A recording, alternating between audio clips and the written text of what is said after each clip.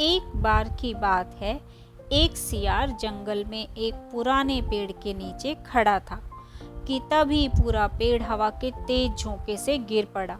सियार उसकी चपेट में आ गया और बुरी तरह घायल हो गया। वह किसी तरह घिसटता घिसटता अपनी गुफा तक पहुंचा। कई दिन बाद जब वह गुफा से बाहर आया तो उसे बहुत भूख लग रही थी और शरीर भी कमजोर हो गया था। तभी उसे एक खरगोश नजर आया। वह उसे दबोचने के लिए झपटा, लेकिन कुछ दूर भागते ही वह हाँफने लगा। फिर उसने एक बटेर का पीछा करने की कोशिश की, पर वहां भी वह असफल ही रहा। हिरण का पीछा करने की तो उसकी हिम्मत ही नहीं हुई। वह खड़ा सोचने लगा कि लगता है भूखों मरने की नौबत आ गई है। वह इधर उधर घूमने लगा, पर कहीं कोई मरा जानवर भी नहीं मिला। वह घूमता घूमता एक बस्ती में आ गया। उसने सोचा शायद कोई मुर्गी या उसका बच्चा ही हाथ लग जाए। सो वह इधर उधर गलियों में घूमने लगा। तभी कुछ कुत्ते भौं भौं करते उसके पीछे पड़ गए। सियार को जान बचाने के लिए भागना पड़ा। गलियों में घुसकर उसने उनसे छिपने की कोशिश की, पर कुत्ते तो वहां की गली गली से परिचित थे।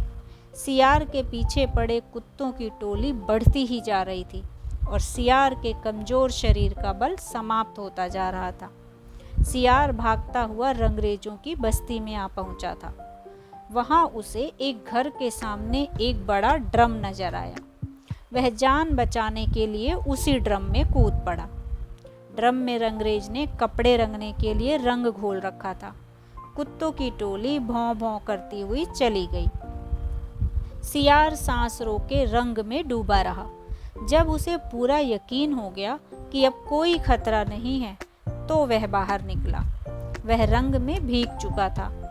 जंगल में पहुंचकर उसने देखा कि उसके शरीर का सारा रंग नीला हो गया है। उस ड्रम में रंगरेज ने नीला रंग घोल रखा था। उसके नीले रंग को जो भी जंगली जीव देखता वह भयभीत हो जाता था। उनको खौफ से कांपते देखकर रंगे सियार के दुष्ट दिमाग में एक योजना आई। उसने डर कर भागते जीवों को आवाज दी, भाइयों भागो मत, मेरी बात सुनो। उसकी बात सुनकर सभी भागते जानवर ठिठके। उनके ठिठकने का रंगे सियार ने फायदा उठाया और बोला, देखो मेरा रंग, ऐसा रंग किसी जानवर का धरती पर है क्या? नहीं ना, मतलब समझो। भगवान ने मुझे यह खास रंग देकर तुम्हारे पास भेजा है। तुम सब जानवरों को बुला लाओ तो मैं भगवान का संदेश सुनाऊं। उसकी बातों का सब पर गहरा प्रभाव पड़ा। वे जाकर जंगल के दूसरे सभी जानवरों को बुला लाए। जब सब आ गए तो रंगा सियार एक ऊंचे पत्थर पर चढ़कर बोला, प्रजापति ब्रह्मा ने मुझे खुद अपने हाथों से इस अलौकिक रंग का प्राणी बनाकर कहा कि संसार में जानवरों का कोई शासक नहीं है। तुम्हें जाकर जानवरों का राजा बनकर उनका कल्याण करना है। तीनों लोकों के वन्य जीव तुम्हारी प्रजा होंगे। अब तुम लोग अनाथ नहीं रहे, मेरी छत्र छाया में निर्भय होकर रहो। सभी जानवर वैसे ही सियार के अजीब रंग से चकराए हुए थे। उसकी बातों ने तो जादू का काम किया। शेर, बाघ व चीते को भी ऊपर की सांस ऊपर और नीचे की सांस नीचे रह गई। उसकी बात काटने की किसी में हिम्मत ही नहीं हुई। देखते ही देखते सारे जानवर उसके चरणों में लौटने लगे और एक स्वर में बोले, हे ब्रह्मा के दूत, हम आपको अपना सम्राट स्वीकार करते हैं।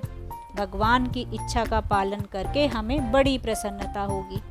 एक बूढ़े हाथी ने कहा, हे सम्राट, अब हमें बताइए कि हमारा क्या कर्तव्य है।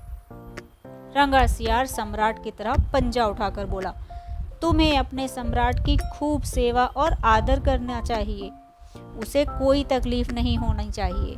हमारे खाने पीने का शाही प्रबंध होना चाहिए। शेर ने सिर झुकाकर कहा, महाराज ऐसा ही होगा।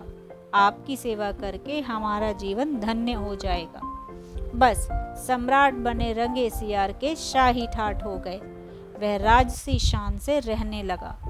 कई लोमड़ियां उसकी सेवा में लगी रहती थीं और भालू पंखा झुलाता था। सियार जिस जीव का मांस खाने की इच्छा जाहिर करता, उसकी बलि दी जाती थी। जब सियार घूमने निकलता तो हाथी आगे आगे सूंड उठाकर बिगुल की तरह चिंगाड़ता हुआ चलता था। दो शेर उसके दोनों ओर बॉडीगार्ड की तरह होते थे। लेकिन रंगे सियार ने एक चालाकी यह कर दी थी कि सम्राट बनते ही एक शाही आदेश जारी करके बाकी के सियारों को उस जंगल से भगा दिया था, क्योंकि उसे अपनी जाति के जीवों द्वारा पहचान लिए जाने का खतरा था। एक दिन खूब खा पी कर अपनी शाही गुफा में आराम कर रहा था कि बाहर उजाला देखकर उठ गया। बाहर आया तो चांदनी रात खिली हुई थी।